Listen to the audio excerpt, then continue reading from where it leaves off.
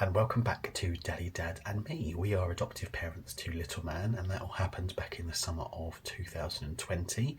If you would like to see our journey right from the very start, I would say head over to Instagram and Daddy, Dad and Me over there, where we've literally shared most of our journey all the way since 2018 when we very first started, and you'll see very warts and all approach that we have obviously some information we've not shared to protect identities, etc.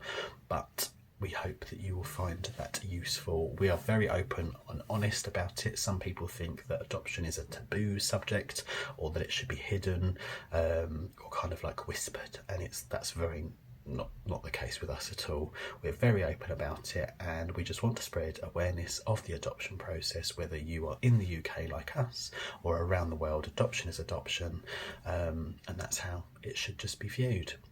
So as you will see from the title below, we are going to be talking about support networks and really why they are so important, and it's kind of two words that you'll constantly hear throughout the process, and as you go through to the next part of the video you'll understand why.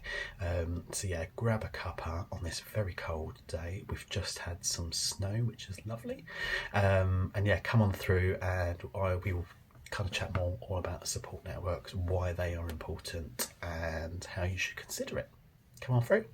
So your support network, you will be asked right at the very start when you fill out the booklets and all the information just to give to your agency or local authority. You will be asked relatively quickly to just give details about your support network. It may not be in a lot of detail at this moment, but it's definitely something that you will keep on discussing. So in stage one, it's very kind of lightly touched on. You may even have spoken about it in any interviews you've had with local authority or your agency. And I know that we kind of had to say who was around, family wise, what kind of happened if people were there, or relationships have dissolved, and all of that. So just be open from the start. You will then discuss your support network in a lot of detail in stage two, and that's really from the point of is that social worker and the panel, when they read the report, they know who your support network is, who is providing that support, who is it made up of, and they may question parts of it, not in a why are they part of your support network if they don't have children. Again, that's not a point that should come up, but they just want to see who will provide and what they can provide to you. Your support network is vital to you, and that really we found was so important. Just so we went into introductions just coming out of lockdown 1.0, what we needed to do as part of the risk assessment, because obviously we were having to go into the foster carer's house, and one of the foster carers was shielding, is that we then had to self-isolate for 2 weeks prior to that. Once we'd had the meeting confirming everything was good to go, we had to rely on a friend, and she was put down in our support network, and yeah, she was able to help do our shopping. We couldn't leave the house. We couldn't even go and walk the dog.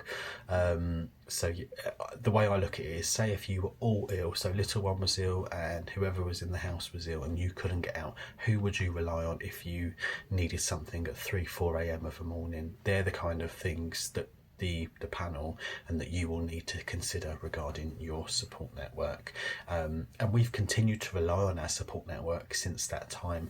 And what I would say is, we've definitely noticed how your support network changes as it's got wider, and it's moved here and there as different people will give you different things, and it's okay for your support network to change. I was speaking to another parent recently, and they were talking about their child and that their support network, and that how some people, almost like friends, that some friendships move on, some maintain, and you have to look at your support network exactly the same like that. When you have a child come into your life, certain friendships and relationships will change, and that's inevitable. So yeah, just be mindful of that. Choose your support network wisely. You don't even have to have people that have children. What I found very refreshing was that our social worker approached it from, if you needed to rant, you've maybe had a bad week, you're so tired, you need to catch up, you need to go for a coffee, or just some guidance on something, you're just looking for somebody else's opinion, we've got a good handful of people on there who don't have children, but we know that we could speak out to them and say, look, I'm really struggling, can you help me, kind of thing. And it's somebody else just making sense either of a situation or how you feel at the time. And I'm the kind of person, as soon as I've offloaded, I feel 100 times better. And I probably know someone that will be watching this video that is in a support network, and I talk to her, I would say, daily, and that's just, sometimes it's just to air my feelings, and that makes me feel better at the end of the day. So it's just what works for you. Just be mindful of that. And yeah, just go with your gut, and just be prepared to explain, maybe to panel, because I know that we had a few questions around support network. Just choose them wisely. And yeah, just be mindful of who is in there, and just have a mixture of people. And it's definitely helped for us to obviously also have people in there that have had children kind of 10 plus years ago, and I've always go to those people in the support network, because when you feel like you're winging it, you sometimes need a bit of either confidence or somebody else's opinion or something like it. So choose your support network, and yeah, you'll talk about it during your assessment, and obviously at panel if they ask you any questions about it. And that's just one area of the adoption process. I hope you found that helpful. If you would like to look at any of our other videos around the process, carry on looking around. We've got lots of videos, whether that be stage 1, stage 2, introduction, same-sex parenting, adoption in general. There's lots to have a look around on the channel, and yeah, over on our Instagram as well. And any questions, please do get in touch. And yeah, lovely to have you here. Anything you'd like to see, please do get in touch, because obviously we're making videos all the time. We just want this to be an informative platform to make people aware of the adoption process, and just to celebrate adoption, and that it shouldn't be hidden. It's not some kind of underground subject that sometimes people feel. And I'm just about to do a video around adoption language, which is just a matter really close to my heart, and just how people talk about it. So stick around, and yeah, once the video is uploaded, do have a look, and yeah, see you soon. Bye.